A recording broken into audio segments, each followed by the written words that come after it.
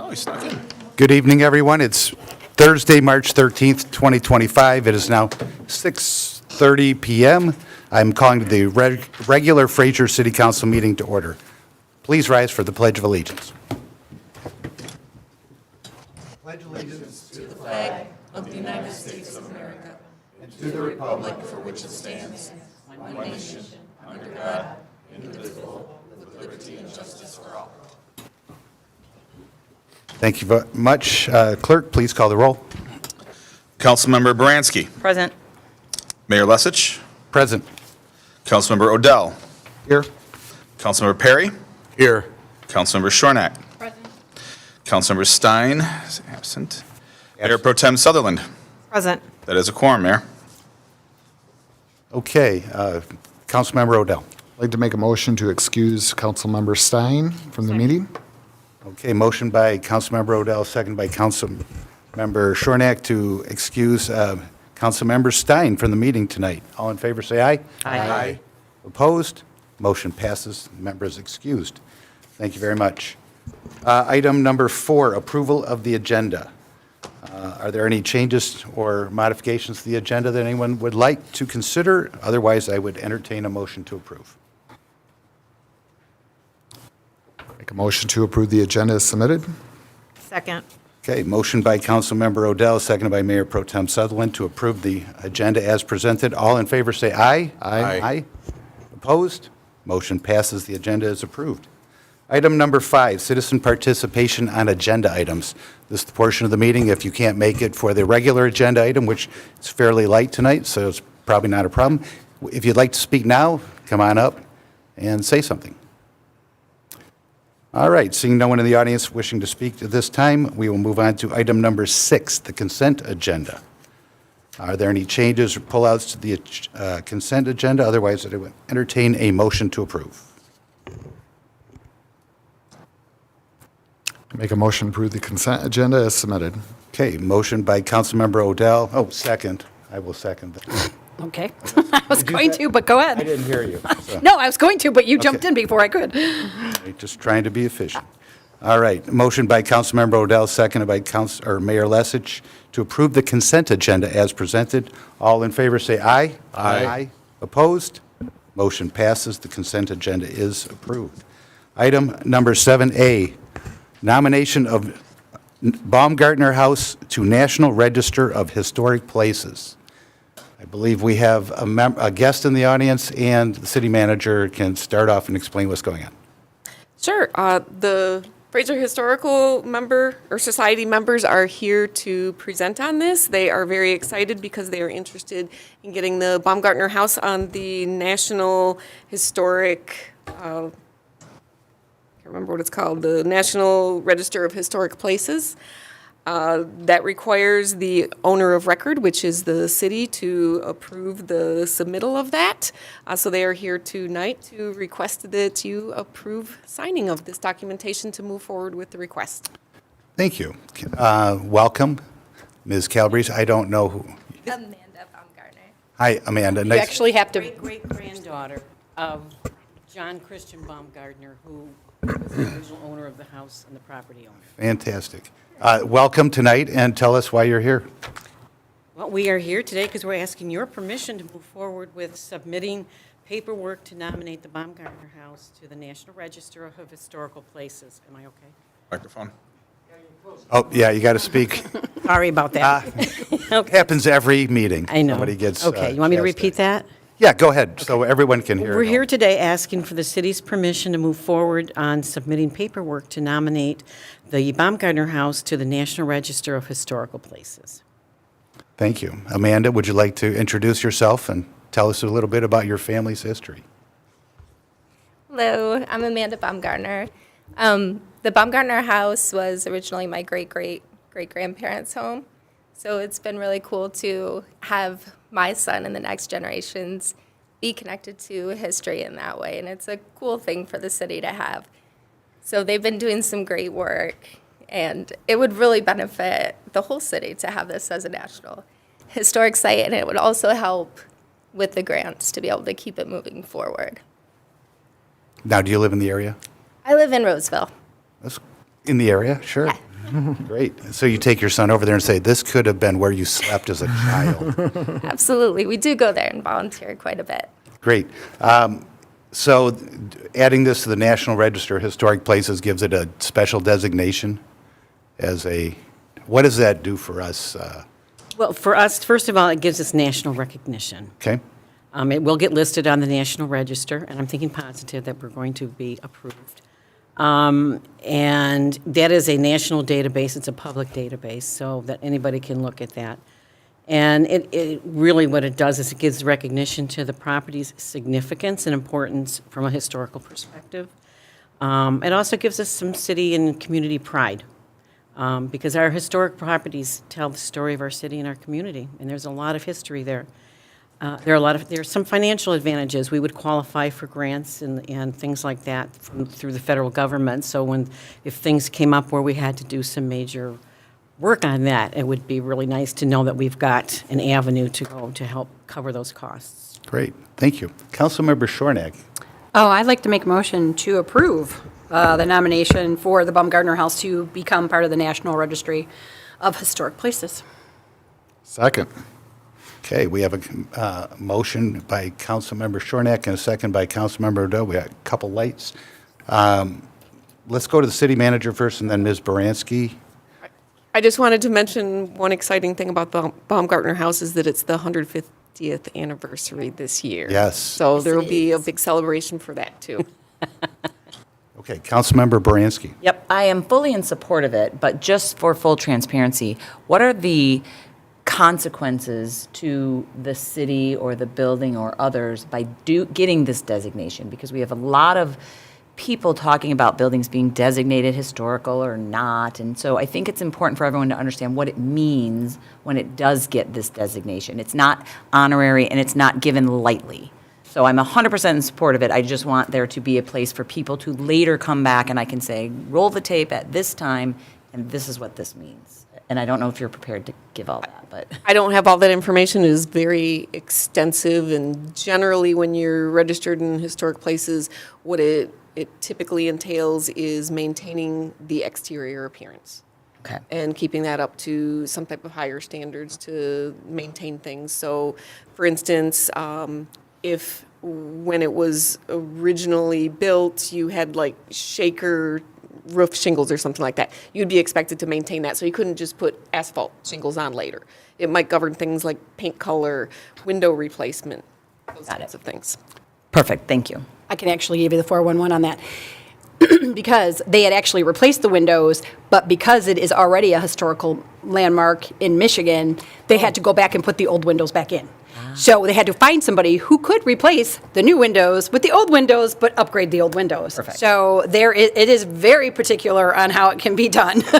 And I know the society and the commission have done tons of work, always having to replace exactly what was there. Right. And I would like to share with you, too, that there are no restrictions. I think that's what Ms. Baranski was asking. There are no restrictions on the city on that property. Even if we get the designation, I mean, if they decided they wanted to sell it or tear it down, they could do that. The only restrictions, Because it's already a historical thing. well, they it can't- already is historical. That's what I'm saying. so- It's not going to make it any It's different. not going to. It's not than going what to it make is a difference already. because we're already there. Yeah. Yeah, you're with other things. But then what would add a little bit to it is if if we started getting federal funding for different things, and then that would add a little bit more to it. So it just, with that, but yeah. Yeah, exactly. We're good. Exactly. Yeah, the issue. it doesn't put, There are consequences, but they're already down that path. Yes, because they've already got that historical designation. You are and aware of tax- the restrictions. yes, You've already had yes. to deal with that. And short of getting federal funds, that we would know when you received them, that would add additional layers. But Correct. not there yet. But we can't get there without the designation. Is that Right. your assessment? Perfect. Okay, no other questions. Councilmember Odell. I just want to reiterate just how much I'm thankful for the group that takes care of that house. I mean, it is a major piece of history in our area, and I know a lot of work goes into it for not a lot of thank yous and things like that. Been there many times with my boys during the sales and things of that nature, and it's just really cool. I mean, I grew up in a farming community. It's an old farmhouse, and you don't see that in the city very often. And,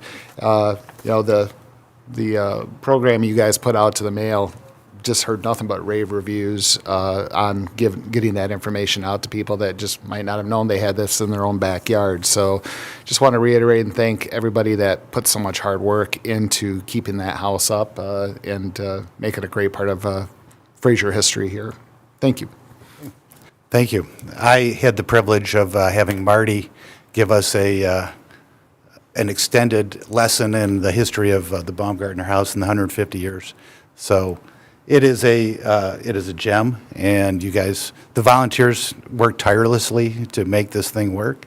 And so, without further ado, would any member of the audience like to speak on this?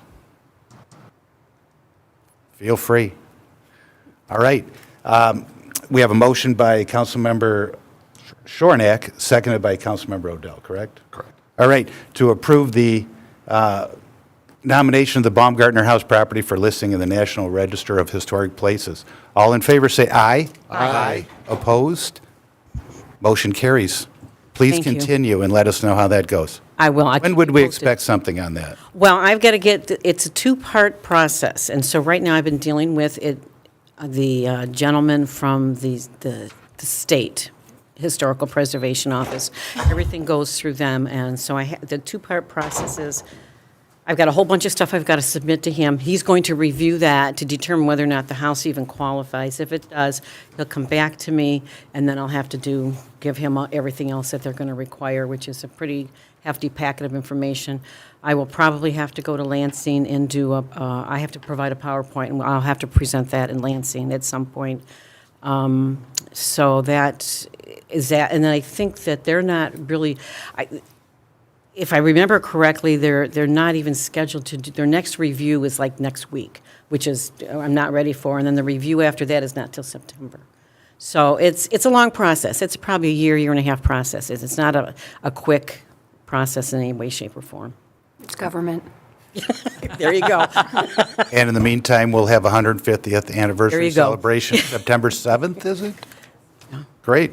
Looking forward to a great year. Okay, thank you. And we did a book just on the Baumgartner family, so I just wanted to share that. I don't know who I can give it to pass it along. Pass it along to us if you. Thank you. Yeah, it's for the council. It's just on the family members, the original family members, her great-great-grandfather and How many 8 greats children. back? How many greats back is that? I think it's 3. Is it 3? Yeah, I'm not sure. I can count it. Hang on, wait.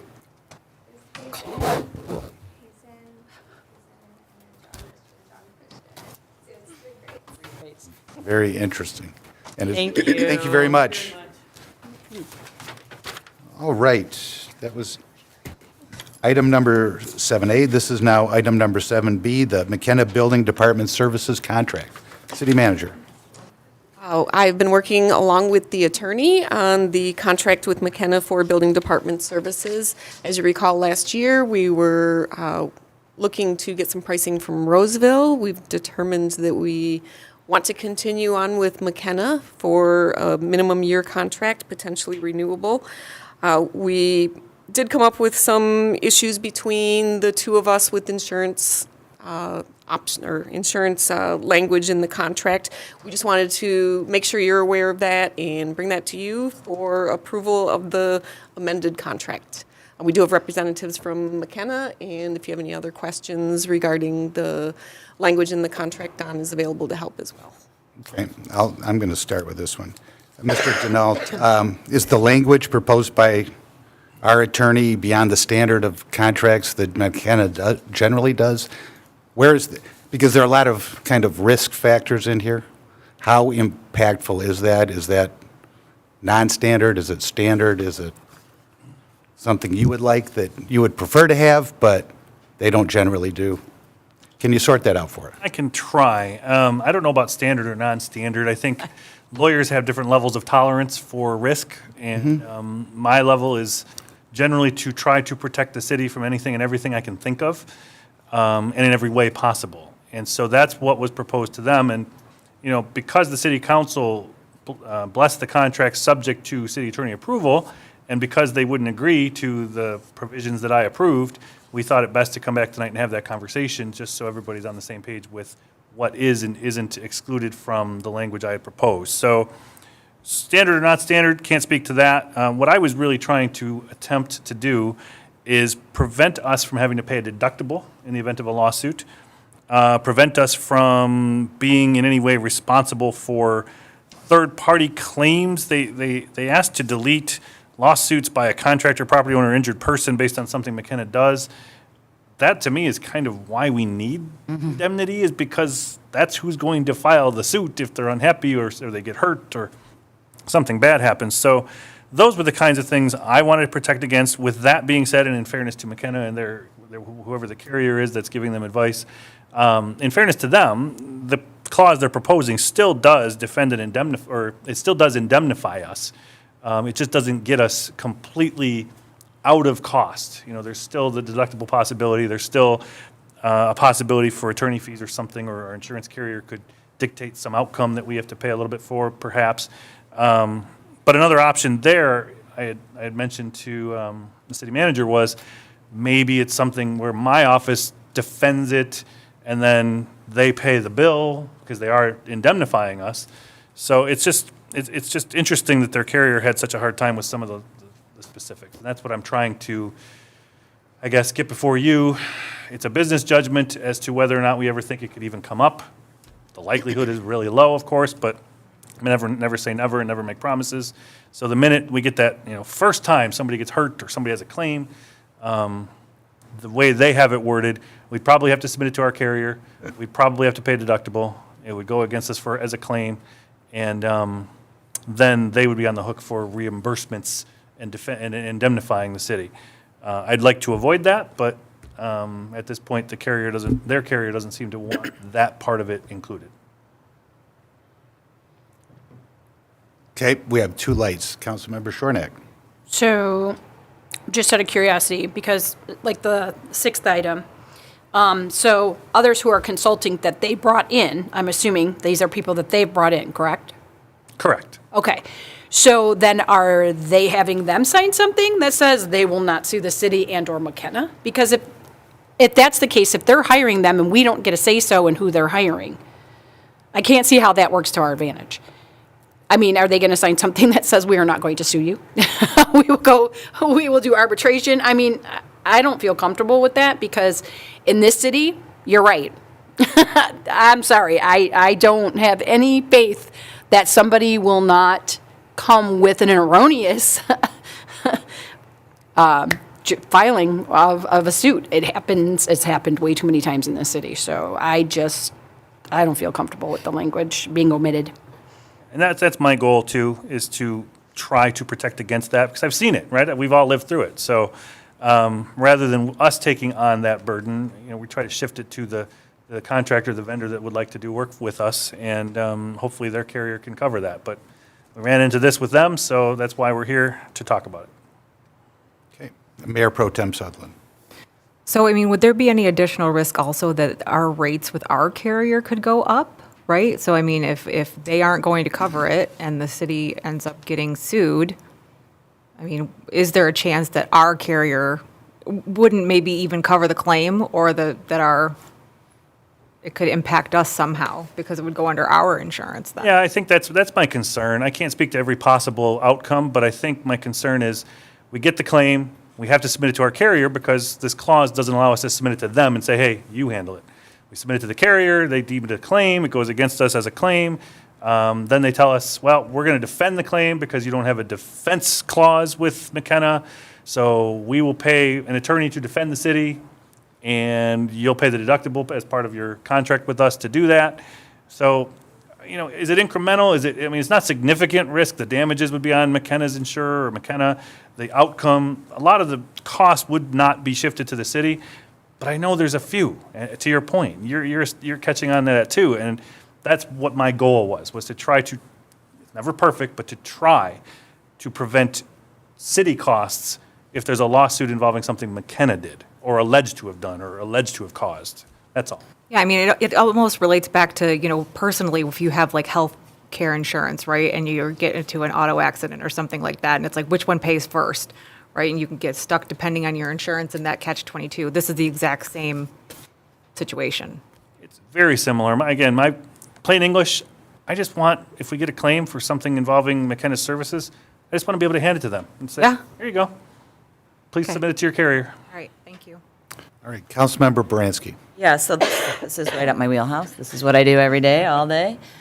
And this is industry standard. When a vendor comes into a business, when someone is working for General Motors or Chrysler as the food service vendor, they have a contract that any claim made in any way relating to the food service industry, even though it's against GM or Chrysler, it is the vendor's insurance company from dollar one, from letter one, no cost to the thing. So I'm surprised that the carrier's fighting back because this is industry standard.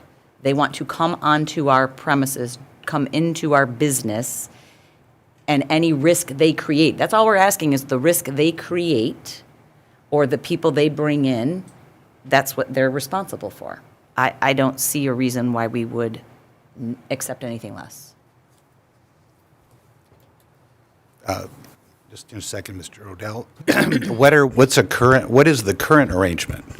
Do we have any language in our current agreement or current memo of understanding or engagement letter that addresses any of this at the present time?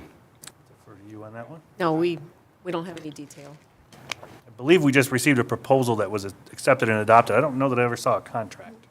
We have representative from McKenna that can address that. Sure. Thank you.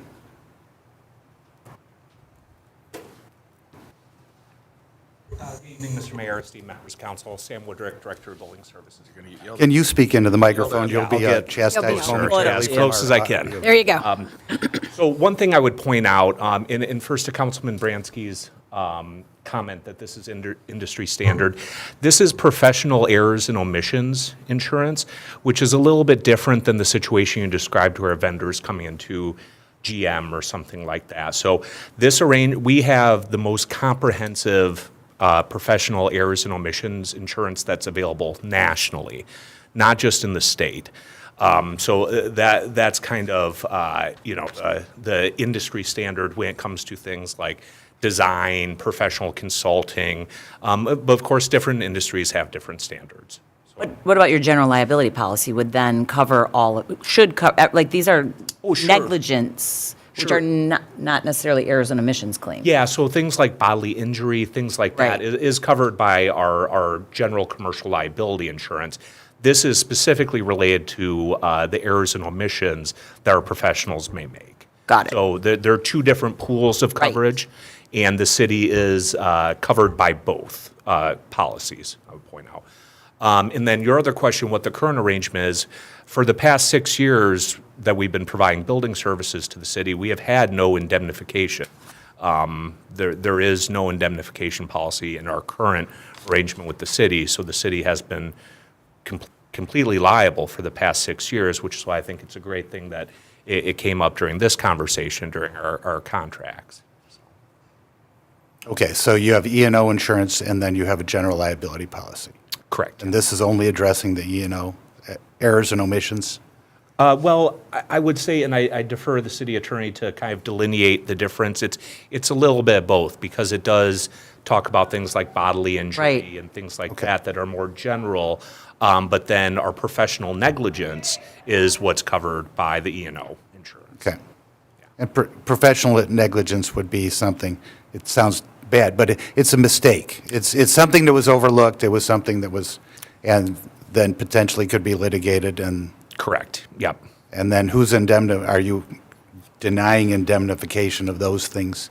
No, not at all. The city is indemnified for any negligent errors or omissions that our people make. Okay. So I got two more lights. Councilmember Odell. Don, when we were looking at options before, we had the group from Roseville and St. Clair Shores that were in here. I don't recall off the top of my head, but did they have any type of, wanting this exclusion and what they were looking at, or did we not get to that point because we didn't pick them? Yeah, the clause, good question. The clause that I asked for from McKenna is the exact same clause that Roseville agreed to. That they did offer it. It was in the document that was before you until we changed course. So if I understand, the language that you wanted was in the other group. Correct. But not. I wasn't asking anything of McKenna that I didn't ask of Roseville. Okay. Thank you. All right. I Mayor would Pro just bring Tem. up, Yeah. I don't recall that being in the contract that they presented. It was in there? Yeah, I have it on my screen if you need to see it, but I have it on here. I brought it with me just in case that question came up. Okay. Mayor Pro Tem Sutherland. If things weren't covered under errors and Omissions. and omissions, then shouldn't it say in the contract that they would be covered under general liability? Wouldn't that be the cover? It just depends on the claim. So errors and omissions would be if they're, with their expertise with permitting or whatever, if a building falls over or concrete collapses, that could be an errors and omissions claim. If someone trips on the pavement, it could be an errors and omissions, or it could be a general liability. Or it could be both. If one of our inspectors, for example, got into a motor vehicle accident Yep. and someone was injured, that would fall under general liability. If someone missed citing something on a plan review or missed something in inspection, that would be more professional liability, errors and omissions. But I mean, absent of taking specific scenarios out of here, shouldn't there be something that if it's not errors and omissions and it falls under general liability, that it would be covered under that? Like, then we would have that language in there that would make us more comfortable. Right. Not a lawyer, but I'll defer to you, Terry, but I believe things like bodily injury and things like that are specifically spelled out in the clause that we've presented to the city. Is that clause in here? Yes, it's at the very end of the contract in your packet there. It's a redlined. Okay, thank you. I just didn't catch that it was only the errors and omissions. Is the general liability contract attached or no? For policy? I think what he's suggesting is they have two different types of insurance, but the indemnity clause that I proposed lumped everything into one clause. So I'm almost wondering if the solution is, do we create two indemnification clauses, one for errors and omissions and one for general liability? And then. Which is the higher risk. So to Yeah, me, right. typically, the higher risk is the general liability. I mean, I still don't like, No, his I'm- scenario that a plan review was I'm with ya. misunderstood, because if it requires ripping a building down or something really expensive, that could be bad. But again, it's low risk. We believe professionals are generally going to get it right. And if we separated them out into two, that might be a possibility I'd look at. I mean, now we're cooking with Crisco here. I think that, putting them both in there is going to probably be a coverall that would accurately describe the situation and make us more comfortable in agreement. And I would just add that we have at various times been the subject of litigation, and it's almost always dismissed before trial. Don't want to throw around the word frivolous, but, It's that not almost always, though, that we're worried about. well, in our I'm case. not even worried about that. in I'm our worried about case- it. Made it up till trial equals deductible. Yeah. All right, we- Increased premium. In our case, it is literally always. I should- Yeah. Okay, we have a light on for Mr. Perry. No, that's. Councilmember Perry. I didn't want to interrupt conversation. You guys keep going if you have stuff. No, I went. Nope, we're good. It's your turn. Elaine, I'm wondering, prior to the 6 years ago, who did we have as our planning and our builder? Like, did we have an in-house service, or was it contracted out? That was Does anybody know this? before my time, I'm not sure. Okay. I That was Randy think we Warnick. had Okay. Staff one. Do we, and I should have probably sent this earlier, and I'm sorry about that, but do we have like a total of what we pay McKenna yearly for their planning and their building services? Do we know roughly how much we spend with them? It all fluctuates based on the building and inspections and everything that occurs throughout the year. I think what we budgeted last year was maybe around 150,000. For both sides? If you want to call it that, the planning and zoning building? building. Yeah, I think it was around 150. So the 150 is before the 200 and X thousand dollars to fill in what they're looking for today? I'm sorry, what? Their contract that they want to go forward with is an extra 200 and, I don't remember the exact figure. It was in the last packet. It was approximately $200,000 in total. So that would be on top of No, that No. would be in total. the total? Yeah. Okay, Instead of 150, it's now 200. okay. Yeah, which is still lower than what the Roseville proposal was by, Yep. I think, about 30,000. Well, that was just their minimum. Yeah. But I want to be clear, we're not talking about planning and zoning when we talk these numbers. I think we need to separate that out. This is a building services contract with a building official and inspections and contractor work, that kind of thing. Yes. Nothing to do with like what Lauren Sayer comes out to do or looking at zoning and planning meetings, none of that is included in this. Yes, but what I was asking also, prior to 6 years ago, Mayor, you mentioned that Mr. Warnick, he did those services. It was Correct. all in-house. Correct. Okay. We may have had outside contractors do Yeah. inspections for. Yes, Yeah, we did have- Mr. Warnick we did was the have- building official at the time. He was the Before him was building Mr. official. Kartner, I believe. Correct. I think it was more than 6 years, though. It was before I got on council. Yeah, you'd have building official, building inspector, the trades inspectors, so plumbing, HVAC, electrical. And I believe that all of those were in-house. If you don't have a building official with all of the qualifications, you would still have to contract or consult some work out. So thinking about some of the unusual circumstances and inspections and things that you might have in an industrial area that are above and beyond the capacity of a in-house building official, you'd have to contract that out. Okay. Yes, and there were contract inspectors. I had one come out to my house. You've had No, I had work a at your- bunch of them out Yeah. during my renovation as well. Right. So are we comfortable kind of going back and seeing if you can create a hybrid that might give us additional protection? Or are we, I'd be comfortable proposing two separate clauses, sending them over and having their carriers review them and get back to us as we did this process. that's what I If you're think. comfortable with it, me doing that, at least making the effort. Yeah, I mean, yeah, we're very comfortable to make the effort. I'm not sure how much additional protection I don't know. I'm not an attorney either. Yeah, no, I get it. Can you speak into that, Mo? Sorry. I Yeah, just want to make sure everybody hears you, so. So generally speaking, that would be the first time, I've been involved with dozens and dozens of contracts with municipalities. This would be a novel situation that we broke it out into two separate indemnity clauses. We're happy to do it if the city attorney feels that this clause does not sufficiently address the concerns for reasons other than what he's noted in the agenda packet, if that makes sense. Are they a hard no on defend? That is one of the tipping points with our insurance company, which, once again, we have the most no. comprehensive errors and omissions insurance. So they'd rather we defend it and they pay it, which makes 0 sense, but okay. And would we get our deductible back, you know? No, I get, but I'm just saying, like, we can defend it, get a horrible result, but you have to pay And it. their carrier has to pay it, right? Right, so, yeah, I think You it have no is control worth. over the outcome. I think it is worth going back and trying.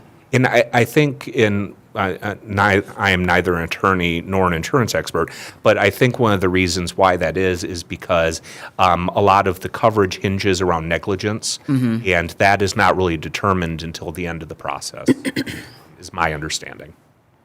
Yeah, but we also have a $25,000 deductible. That doesn't give me the warm and fuzzies.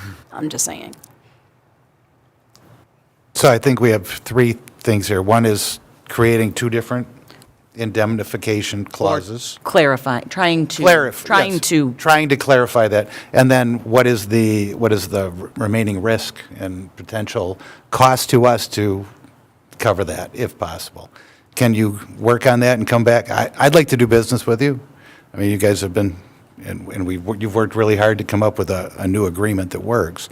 So if we can take one more stab at this, would that be okay with the council and the attorneys? And Yeah, we're definitely agreeable to that. okay. All right. Then my direction will be to work on two separate clauses to break out their concerns. They can have both of their carriers review them for each of the concerns in question, create a little analysis of what that means for the city, get it back to you. Yeah, and I would like to kind of an analysis from you how it all boils down so that we come back and we have a clear decision to make. Any other comments from council? Do we need a motion for that, or do you know what you need to do, Mr. Denault? I know what I need to do, and we've heard from McKenna, so I think we're good. Okay, thank you very much. Thank you so Appreciate much. it. All right. Let me find my sheet All right, item number 7C, general fund unrestricted fund balance policy. All right, first of all, would just like to mention that Angelie's not here. She did have a prior appointment and is not able to make it tonight. So I am hopefully able to answer your questions. If not, this certainly isn't something that can't wait, since it's something we've been talking about the nearly 4 years since I have been here. And that is having a policy for the general fund, unrestricted fund balance. So as you have heard probably time and time again from our auditors, they are pretty much recommending a minimum 25% for fund balance. And this would be in conjunction with this policy that Angelie has prepared. She also did have the auditor take a look at this.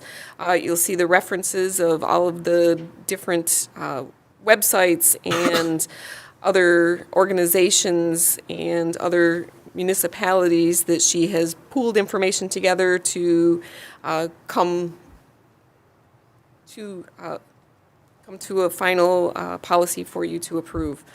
One thing I would like to note, we did get some feedback from the auditor that at some point in time in the future, we may want to also consider what we do with any type of abundance. So say a possible maximum threshold as well. So that's something that she'll have future conversations with him as well. But we felt that it was very important to get this fund balance policy to you, especially getting into the budget so that we have some clear direction about fund balance.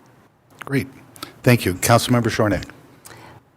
Well, first off, I just kind of think that's funny that they think we'll have an abundance because, I mean, we're already extra taxing. So I don't know where that's going to come from. But hey, maybe somebody will win the lottery and want to bless us. Who knows? But with that being said, though, I do know the auditors have been asking for this for several years now. So I would like to approve the policy for the general fund unrestricted fund balance policy presented. Second. Okay, motion by Councilmember Shornack, seconded by Councilmember Odell. Discussion. Did you have a light on? No. Okay, so just to be clear, it's the policy is a target of 25% or 3 months of operating revenues or operating expenditures, I guess it should be. And that policy would be a guidepost and a guideline. It would not be a hard and fast policy. So if we needed to go to 24%, all it takes is a resolution to that effect. But it gives us a kind of a stake in the ground where we are making a statement as a council, this is where we would like it to be. Yeah. Would that be an accurate way to frame that, Mr. Denault? Yes.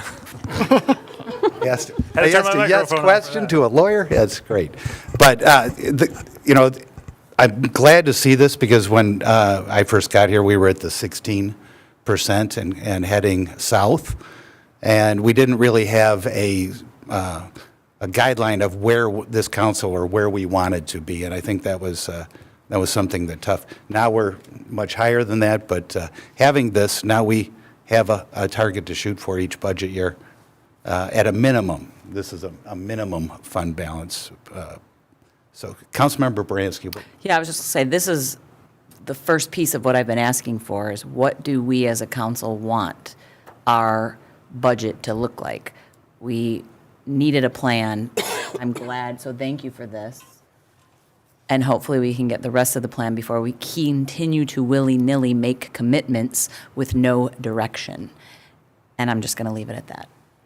Well, we currently had, or just recently had a 90% fund balance, so we've really been hoarding money for a few years, and I think this helps us say, okay, we're getting high on this, our fund balance is improving, so how do we get it back to that target, which we think is a reasonable level? So, any member of council? Yes, Councilmember Odell. Yeah, I mean, this makes a lot of sense, and this is unrestricted, so we might have, 50% in the bank, but 20% of that is already earmarked for big projects or whatnot. So when we're trying to do our budgeting and say, okay, are the revenues going down or up, or, it's really a good marker to do that, and to whether or not we can reduce taxes or have to increase taxes, if hopefully that will never happen.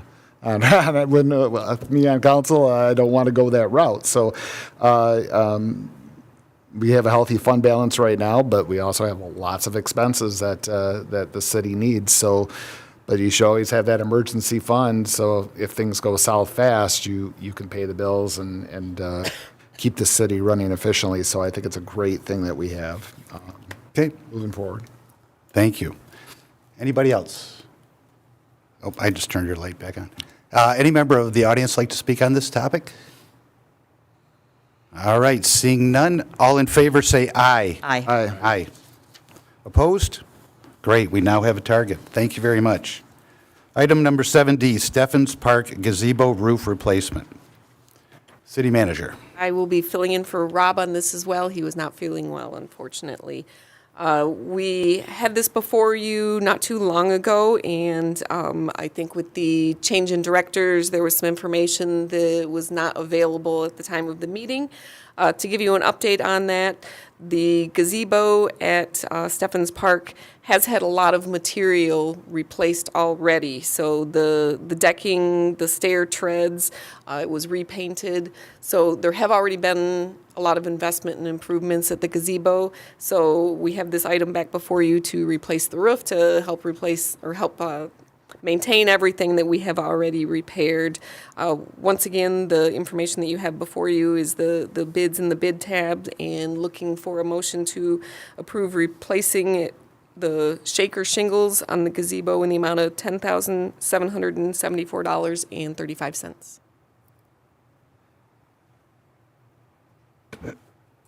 Councilmember Shornack. Why are we so stuck on the shaker shingles? I mean, seriously. I mean, does anybody walk up to the gazebo and go, oh my God, look at those shaker shingles? No. And they don't last as long, in my opinion, because, I mean, I just don't understand why we'd spend the extra money. I don't think anybody would really notice. It's not like it's a bunch of photo ops in there that they're catching the roof. They're kind of usually just in that little, octagon thing, taking pictures for the people I see there. I just personally don't see why we're going to spend the extra money to do. I mean, it needs a new roof. I totally agree. But I just feel like, why are we spending the money on shaker shingles? That's all I want to know. Okay, Mayor Pro Tem Sutherland. I am not in favor of putting one more dime into anything over there until we have an overall comprehensive plan for the park. So, I mean, to me, this is kind of a lipstick on the pig situation, and shaker shingle or any other kind of shingle, it just doesn't make sense to put any more money in that park unless we are addressing some kind of risk, right? So, like, there's wood with nails sticking out of it, and we don't want kids to get hurt that are playing. So, absent of safety and risk, putting any more money into it right now before we come up with a long-term plan of what we want to do just seems kind of like a waste to me. Okay. Anybody else? I'm kind of in between, or actually I'm closer to Mayor Pro Tem Sutherland. I think we did take a look at, Laura and I took a look at this the other day, and some of those posts are rotting. There's still some work that needs to be done. It's not in great repair, and it doesn't have it's not an immortal piece of structure in our city park. So I would like to really see what we want to do there. We've talked about tennis courts and pickleball court reconstruction. It's sitting right next to that. Is there a way we can incorporate something and have something like that, but maybe it's time to move on past that? Councilmember Shornack. Well, honestly, I mean, as far as that goes, if we are going to move forward with the pickleball and the tennis courts, if we're talking about putting something in there, I think another just like pavilion would be better than the gazebo. I mean, because for me, the gazebo is just like, I guess, for picture ops, if you want. It doesn't really serve a great purpose. It's not that big to entertain anything more. So I personally wouldn't have a problem tearing that down, but I would like to see it replaced with another like shelter that our residents can rent and have a party kind of thing. And that would be also, I think, beneficial when we have any kind of events in the park, depending on the weather, heat, rain. I mean, it is Michigan, wait 3 seconds. So if we're talking about tearing that down and putting something that would be more useful, I'm completely fine with that. Thank you. All right. Councilmember Odell. Is there any reason why it can't wait another year to relook at it? I mean, it's not leaking or anything dramatically, it's just aging, from what I understand, correct? I don't know if the roof is leaking, but as I said, obviously the roof is there to protect everything underneath. It's got the new decking. Certainly, I don't think that it's going to be something that's going to make or break it within a year. Because if we're looking at doing a master plan for Steffens Park, I don't want to pour more money or unnecessarily more money into a structure if it might be moved or it might be removed or whatever we decide to do with the park there. So I'd be in favor of just at least holding it off for another year while we get the plans in place and decide what direction. If it's not, it's as long as the roof's not going to fall down on somebody taking a picture in there or something, I don't think it's that unsafe, but it's worn. But I agree with Councilwoman Shornack that it's, really isn't used for anything for weddings or anything like that. It's not really big enough. And until we have more solid look at what the park's going to look like, I'd be in favor of just holding off for a little while longer till we have a game plan for the Steffens Park.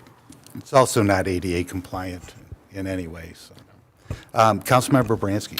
So it's kind of ironic, we just talked about history and we talked about the importance of tradition.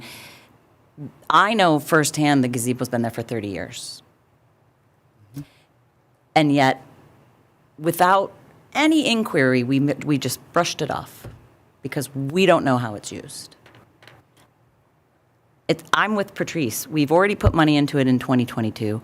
I would do the singles at $4,000 so that it looks good, because even if we do plans, that park's not getting renovated tomorrow. The pickleball's not getting, I'm with you, like, create a vision, but first get finances in order, and it's going to be in stages. But we already went down that path in 2022 when you approved those, whoever did it, and it may have been me as well. But it's been there for 30-plus years. I would not want to just, without any information about it, write it off.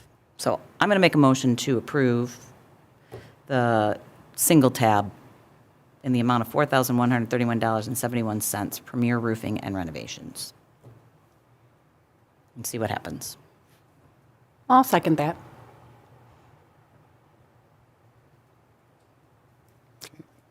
All right. Any other member of council want to speak on this? Just a quick question. Is it, when it was renovated a couple years ago, did they use like Trex, or is it wood-based? Is it plastic, or? Like compost materials. So that's waterproof? Yeah. No, compost or composite? I'm sorry, Composite? compost. I was like, it's disintegrating before your eyes. So it's plastic? The good stuff. The better stuff. In November, the RFP, or the council agenda says, all decking and stair treads were replaced with composite materials, and the structure was painted in November of 2022. Okay. So we've sort of already invested in its legacy. That's my thought. Okay. We do currently have $400,000 that was budgeted last May for park improvements. So we do have money available for something rather than waiting.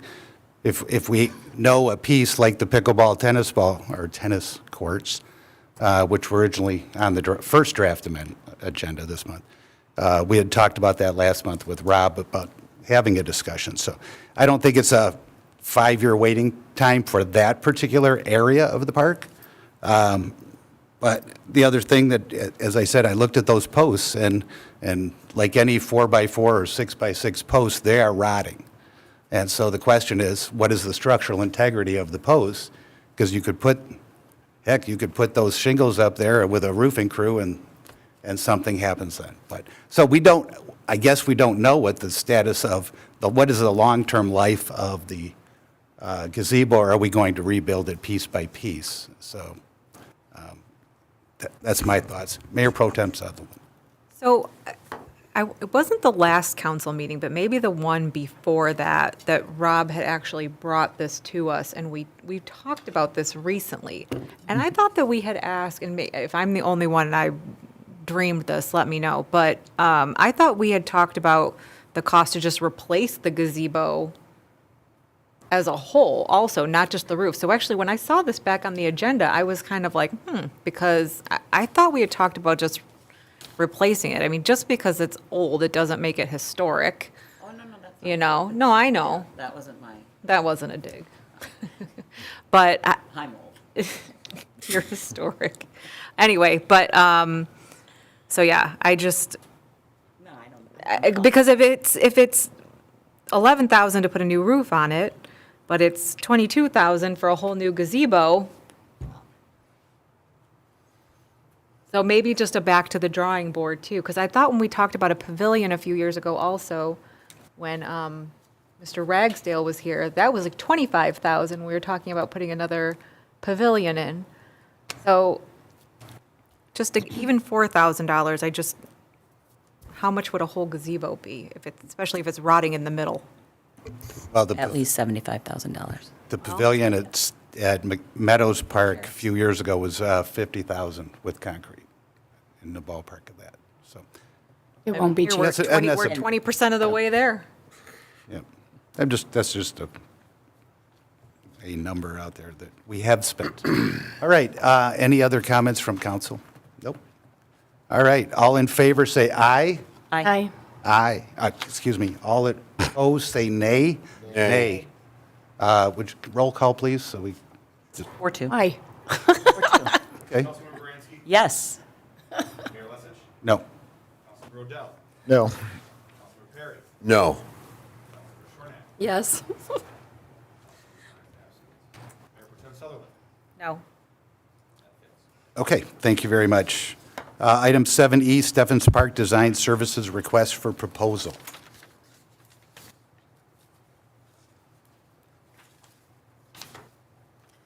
So this is- Manager, take it away. Yes, so this is something that we really see as a first step for doing improvements at Stephens Park.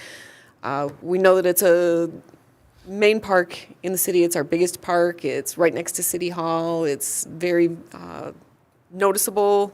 It's one of the main features of the city, and we want to take a look at everything that we have there, work with a professional planner on design services to work with the community to get feedback and determine what the future really best holds for Stephens Park.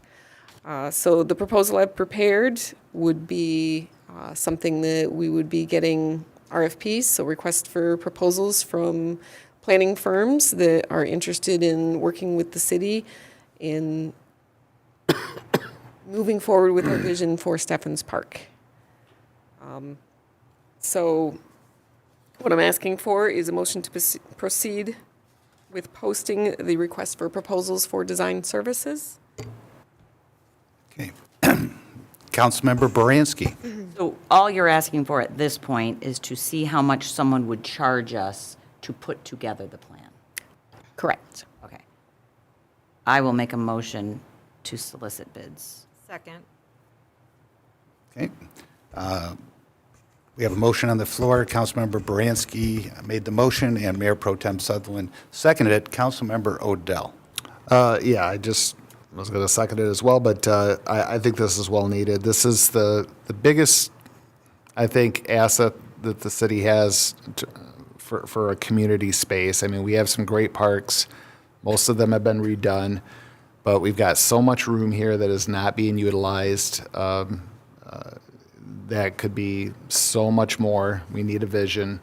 We got parts and pieces. We got pieces of the community. We got Fraser First that wants to help.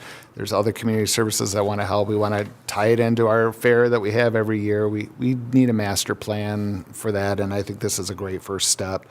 Let's see what we can come up with, and I mean, what we'll be able to afford will be two different things, but if we have a plan, it's much easier to get funding, it's much easier to get grants, and buy-in from the community of what they want, because I think it could be so much more than what it is currently. So very much in favor of this. Thank you. And just to confirm for the folks watching, this would include a public engagement. We would be asking the public for input on what they'd like to see, or we being the design firm, whoever is selected, and they would engage in that along with maybe a recreation commission, anybody, the public can weigh in, and then we could evaluate that as part of the larger plan. Is that correct? Correct. We've Okay. got that in the RFP that we do want to have that public engagement component. And the rendering for the multi-purpose pavilion, is that what you call it? Would also be made available to the vendor so that they wouldn't have to recreate the wheel in case they thought we needed a multi-purpose pavilion. I had two other concerns.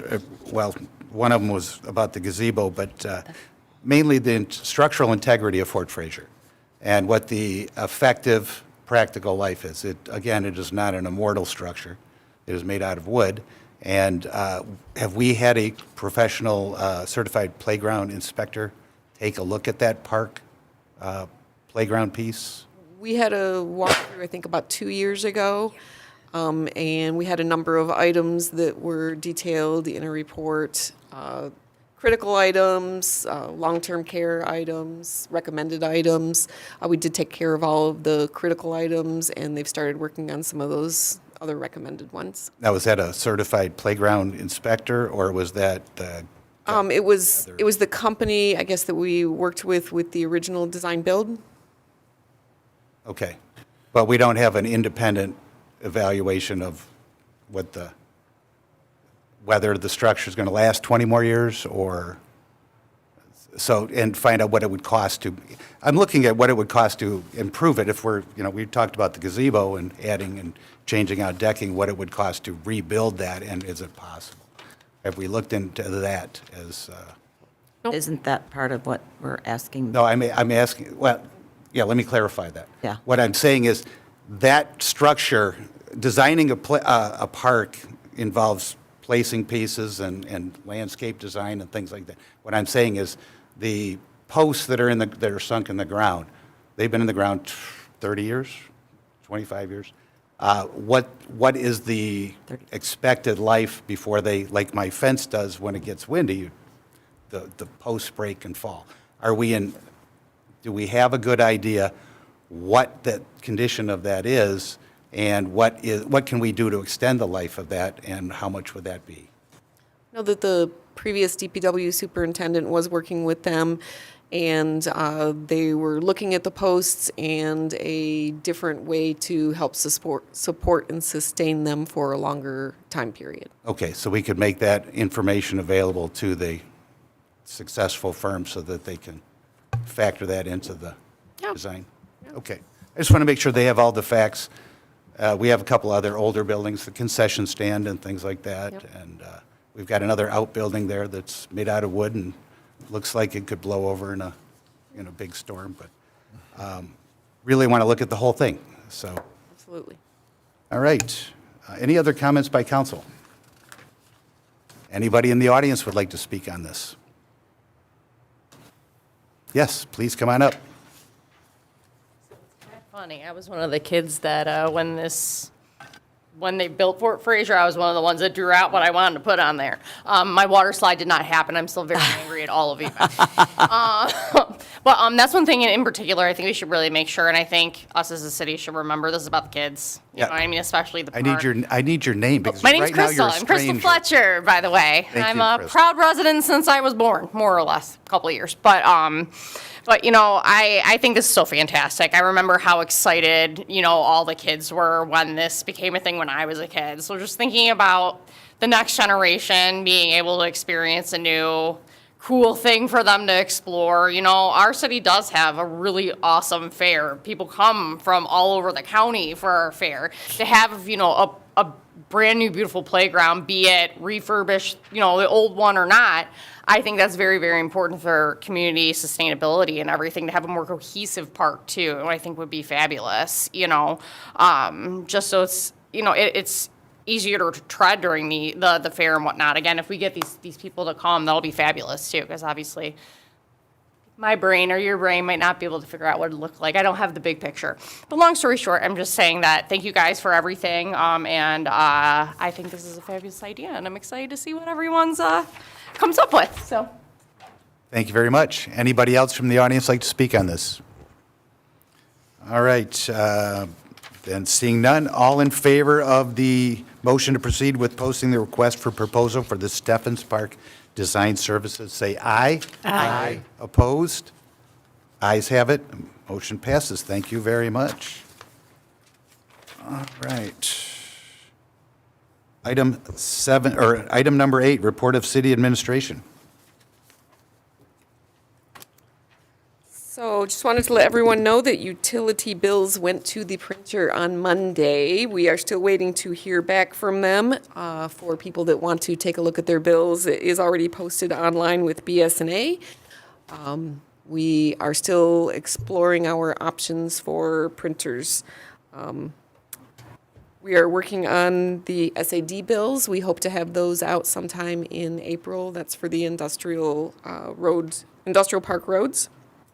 I've been working quite a bit with all the department heads on their budgets. I've had my preliminary meetings with all of them except for DPW, which I'll be meeting with him tomorrow. Still working on fine-tuning some of the staffing numbers and getting that ready so that I can plug that into the budget. Also waiting for March Board of Review to be completed.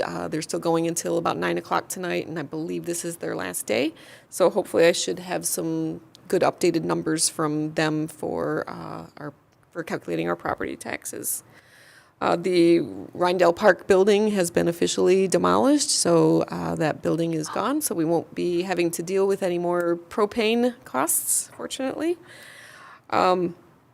The paint and plant recreation event is almost full. I think we have a couple more slots available at each of the times. And then the marshmallow drop is scheduled for April 12th. We should have information online either tomorrow or Monday. Skyhawks programs, we've already got those out and we're advertising the Skyhawks program. So this is soccer, flag football, tot, all sports programs. The FAME nominations are open and they are due April 4th. And that is all that I have. Thank you. Great. Quick question on the industrial park bond. Do they have any update on when that bond would be? So at the April Posted. meeting, we will have the bond counselor here and the next resolution for issuing bonds. Okay. Or I think it's, yeah, And either issuing or intent to issue. We're still obviously working on numbers. We don't have a bid out. So we're working with them on the schedule and next steps, but they should be here in April. And are we still on track for getting quote or requests for bids or out for the road project this spring? That is to what we're working Okay. on. So AEW is working pretty aggressively on getting the specs and plans and everything together for that. Very good. Any questions for the city manager? Oh, yes, I do actually have one. Why are our water bills always late when I get mine sent electronically? So a combination of a couple of factors. First of all, our printer seems to have a lot of problems. Oh, wait, let me dial that back. I don't actually mean my bill. Why is it I'm not having my money taken because I have it ACH'd? And it's driving me crazy that I remove it anyway, but it's been the last 2 times, it's been like the first couple days of the month instead of, it's supposed to be on the 25th. I realized February was a short month, but I'm like, it's not even actually about the bill. I don't even care. I just want it taken. I don't like to see it sit in there going, why is it taking so long? So Why has it been taking so long to take my money? I know I'll that's have a to dumb check on question. that. Most people don't care. I do. Yeah, I'll have to check on that for you. Yeah, because they're not pulling the money, and I'm just like, yeah, it's really annoying. Sorry. Okay. Yep. I'll work on getting some answers for you for either the next meeting or. You can just email me. Okay. I'm sure I'm probably like the only person in the world who cares, but it's just like writing a check and someone holds on to it forever. I mean, now they're electronic, it's all great, but if you wait, I hate seeing it sit there, so. Thank you. One other question about, and I forgot what the question was. So, that's it. We'll pass on that one. All right, item number 9, report of mayor and council. We'll start with Councilmember Perry. I actually have a question. I watched the last planning commission meeting, and I mentioned this last week or last month about the driveway expansion, and that's kind of connected to this, but I just found out people that come to the zoning board have to pay a $900 fee just to see the zoning board. And that sounds bonkers. Why do we charge? I already know that answer. I don't think we should be charging that much for people to come before a zoning board to ask for a variance. That's literally almost $1,000 On a driveway. on On anything. anything. But like I said, the driveway issue is another thing because 12 of his neighbors have what he's looking for. But to come before the zoning board, you have to pay $900 and you're possibly going to be denied. I think that's ridiculous. We should bring our fees way down. I mean, you don't want people to come to the zoning board if you set those fees, and that's probably what we're doing it for. I don't know, but I just thought that was ridiculous, and if there was any way we could bring those down, because I believe the zoning board's similar to the planning commission. I was on the planning commission for 5 years. I got paid about $15 a meeting. So I know the bulk of the money is not going to the people that are sitting up here. I can slightly address that. So one of the big factors that drives that is our costs. So every year we reassess the schedule of fees at least once a year, and that comes before council for approval. And the most significant cost is the cost of publication. Pretty much a minimum cost of publication is $500 to $600. Just to advertise that you're having a meeting? That is correct. So that's really what is driving the bulk of that cost. So we, as a city, cannot use general taxpayer dollars to cover something that is for one particular individual. They have to cover the costs of that. So that's why those fees are so high. Okay, so let's just a scenario. There's 4 people coming before the one meeting. Are they all charged $900? Each individual would be charged because you have to do $3,600, even though the ad's only $500-600. No. No, 'cause you Each have to get do their it own in ad. person. You have to do an By law. individual ad for each variance. Okay. It's a state requirement. Look in the paper, in the Macomb Daily, there'll be notice of. and a correction too. During the planning commission, they mentioned that every resident in the city gets the Chronicle. I haven't gotten the Chronicle for years. I don't know who to complain to, The Chronicle. probably, but They're the Chronicle, by themselves. it does not come to our street. Oh, my sister So- gets it, so that's not true. We're not getting it, so Only for yourself. You ticked off the mailman. no, I don't know.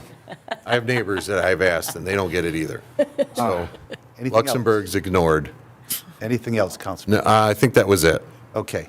Councilmember Baranski. Yeah, I'll just add, in theory, you don't want to make it easy to change your zoning ordinances, which is why you spend a long time making your ordinances and then updating your ordinances. But absolutely, it does cost a lot of money to put something in the paper, so I know it's frustrating, but I don't want to pay for $9 it. is silly. Yeah. But then right now, we're working on all the ordinances, and that is definitely one that's on there, trust me.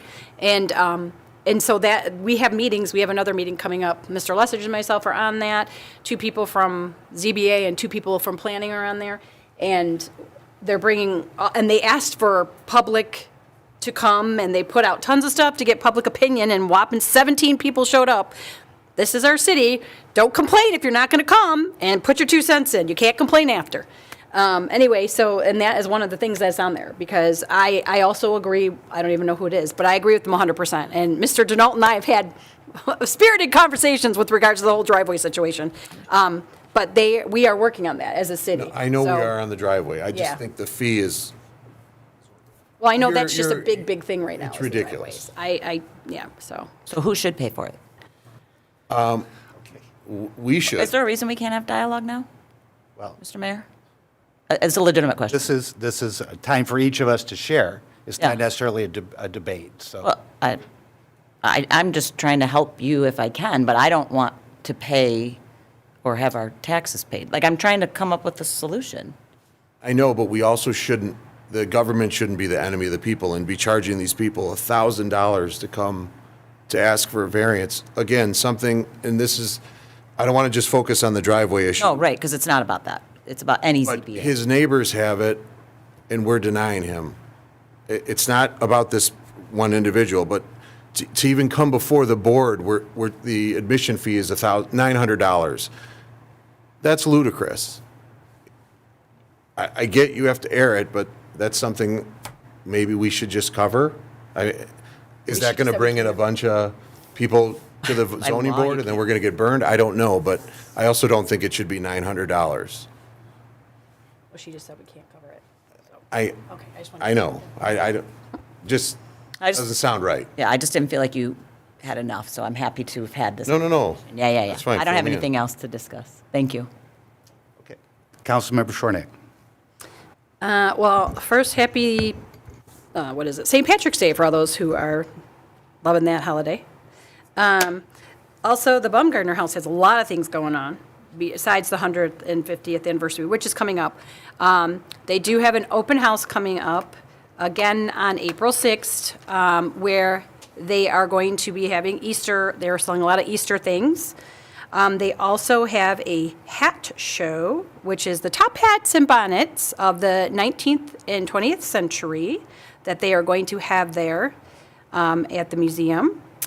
Hold on, I want to find exactly what it is, but it's a exhibit, so of top hats and bonnets. So and it does say early 19th century and 19th century and early 20th century. Also, they are having a contest for the Design the Shirt for the 150th anniversary for kids.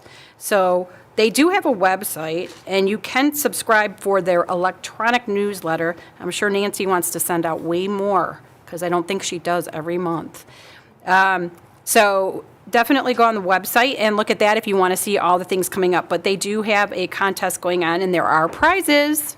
So it's open to adults and students. So start putting your thinking hat on of what you think that will be. There will be more announcements as far as the 150th anniversary coming up and all the things they're going to be doing.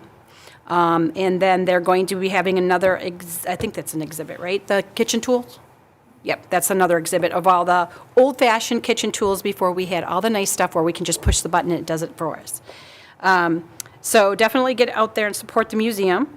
If you have not been, and you've lived in Fraser for any time, shame on you, you should be out there seeing what we do have, because we do have a lot of things. And I know because spring is approaching fast, I know the garden helpers will be out there working on Samantha's garden as well. And then there is a whole list that they are putting up of coming up events for the museum, all the open houses and all those sales they'll be having. And again, September 7th, mark your calendars from 9 to 4, because that is when the anniversary celebration will be occurring. And I think that's it. All right, thank you very much. Councilmember Odell. You alluded to the water bills. We got to get a solution to this, because it's becoming a running joke in the city every month that we cannot get our water bills out on time. And well, it should be one of the basic functions of government, is to be able to send out the bills on time. I hate to say it, I'm not a big, it's not that I want to bill the residents, but it needs to be, whatever the solution needs to be, is fixed. I think as a council, we've said if you need more help to, if we're lacking, we're willing to do it, but it needs to function. It needs to function better. There needs to be a solution to it. I'm getting tired of seeing stuff on every month. Where's my water bill? Where's my water bill? It's a little ridiculous at this point, and it needs to be addressed and fixed. So we're not here anymore. And then finally, my thoughts are with the Stein family who lost council member Stein lost her mother. So our thoughts and prayers are with her and her family this week as they're going through a lot. But I just want to let them know that we're thinking about them. That's it. Thank you very much. Mayor Pro Tem Sutherland. So I just wanted to say how excited I am about the Garfield Road construction, and I am not being sarcastic about that. I drive on that road every day to the high school and back, and to see them out there working is just, I can't wait till it's done. Like, it makes me so happy. So talk about something that we worked on and we agreed to as a council, right, to cost share that road. It's going to be so beautiful when it's. You know, it was supposed to be done 33 years ago. It doesn't matter. It's getting done now. 33 years it took Looking that government. forward and not back. I'm just happy that it's getting done because it's fantastic. And then the other thing was, I don't know the exact time frame. So Ms. Levin, if you could help me, the bank or the demolition, I don't know if it's just from the inside has started. So if you could provide an update on the demolition. My understanding was that they were supposed to get the fencing this week. I don't know why it's been delayed. Yeah. I thought it was the 4th or something like that they were actually going to start So doing that. one of the first things that they're going to do is start working on getting that eagle out and preserving some of the other items. So that's going to take a little bit of time. I don't know if they're waiting on a particular specialist. I do know that they have demolition equipment and they're doing the demo at another location that they own at 23 and 94. Okay. And I thought at one point in time they were talking about that they were going to have crews of people transition from site to site to site. So it's probably going to take at least another week before they're done with the demolition up there. So we might see the team start mobilizing down here within a week or two. Okay. I just wanted to ask because, I want to make sure that we're being transparent, right? Because it's been such a topic that's had a lot of conversation around it. So I just want to make sure that residents aren't surprised when they see walls start actually coming down, fencing going up, machinery and that sort of thing. So thank you. Welcome. That's it. Okay, thank you. I'll start out, I'll just mention fees. We set those annually every year, so I suggest that council member, there's a long list of them, so going through them takes a bit of time. But if you don't like one, ask why it's that way. I remember, 15 years ago, there was a question about notification of a resident that wasn't notified about something that was contiguous to their property. And they were quite upset, and I understand that. I'm sure that happens more than once. So if you don't understand, for example, the $600 for that, if it's $900, you now have 2.5 hours of a planner's time to review something, or an attorney's. They probably charge $150 an hour, but you don't have a whole lot of time in there for professional services to review that. And I understand $900 to get a fence approved is quite a bit. I think we can look at how do we take those common sense issues and move them into the zoning ordinance update so that we address them clearly in that much needed update. So I thank everyone for their participation on that steering committee, and I think we're making some progress on it. Baumgartner House, looking forward to all of the festivities this year, and I read your flyer, your newsletter. You guys are really busy. So let's see. Garfield light timing. I've had a couple of questions on Garfield light timing because of the construction. Those concerns should go to the Macomb County Department of Roads, and because they control the traffic lights along Garfield. So if you don't like the Garfield Klein light timing, call the county, and they do that. And last but not least, the water bills.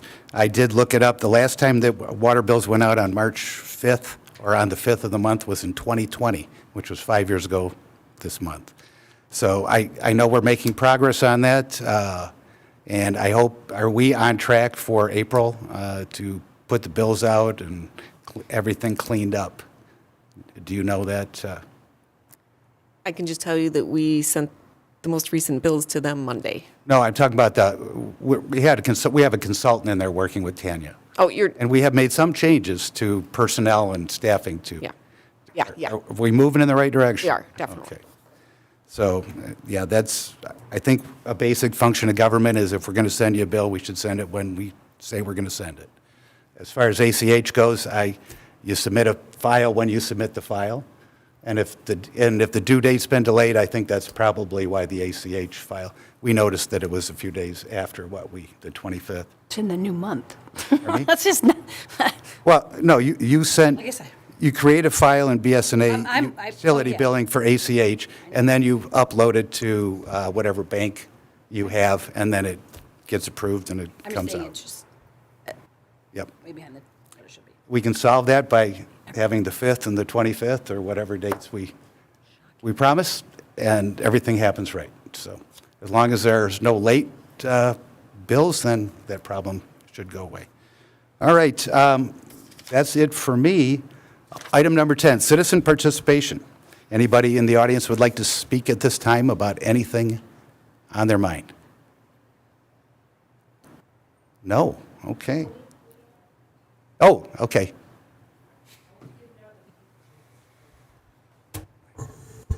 Laura Lessig, 15201 Fairview. I want to thank you all for giving us the update on the Garfield. That was one of my questions. And I tried to avoid that area totally because I know in the beginning people were going the wrong way, every which way, and it was crazy. As far as the water bills, when I did my research on them, I noticed every time that there was delay and the due date was extended, the ACH extended as well. So that's why it was coming out later, according to my findings. As far as the bank building, the Beautification Club got permission to take some plants that are around the area from the bank area and repurpose them over at the Baumgartner House, and they look fabulous over there. So we're glad we made a difference in keeping pieces of the bank alive in our city, okay? For the Fraser First Booster Club, I want to mention that we have our meeting next week on March 19, 6:30 at Hanover Grove.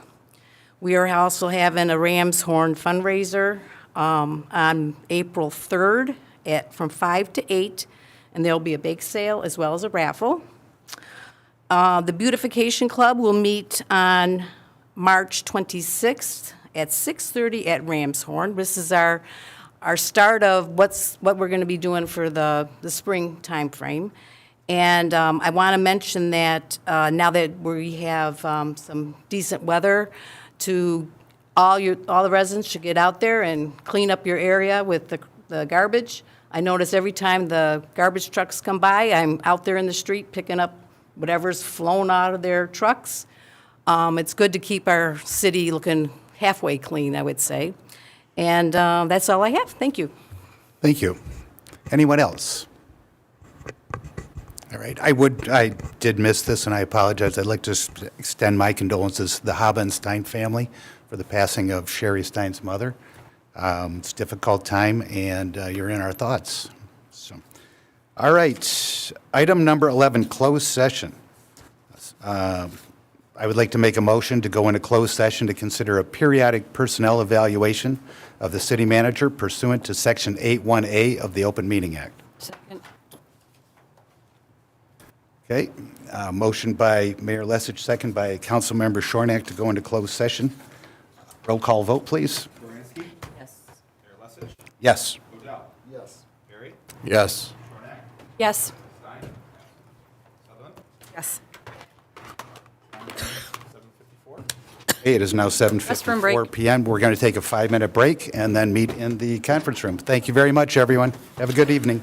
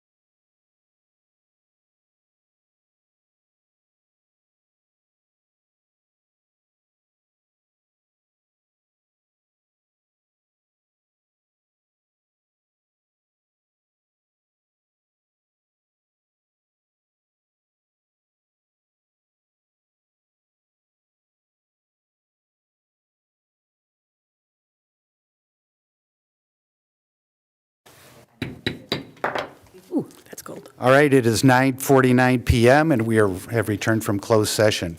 Councilmember Baranski. So I'd like to make a motion on the request of the city manager to make a salary market adjustment to the finance director for effective the next pay period, the day after the next pay period, or, no, I guess, effective the start of the next pay period, $108,000 Annually. annually. Thank you. Second. All right, a motion by Councilmember Baranski, seconded by Mayor Pro Tem Sutherland. All in favor, any conversation? All in favor, say aye. Aye. Aye. Opposed? Nay. Okay, vote is 5-1, and that's it. Motion to adjourn. Second. Third. All in favor of adjourning the meeting at 9:50 PM, say aye. Aye. Meeting adjourned. Thank you very much.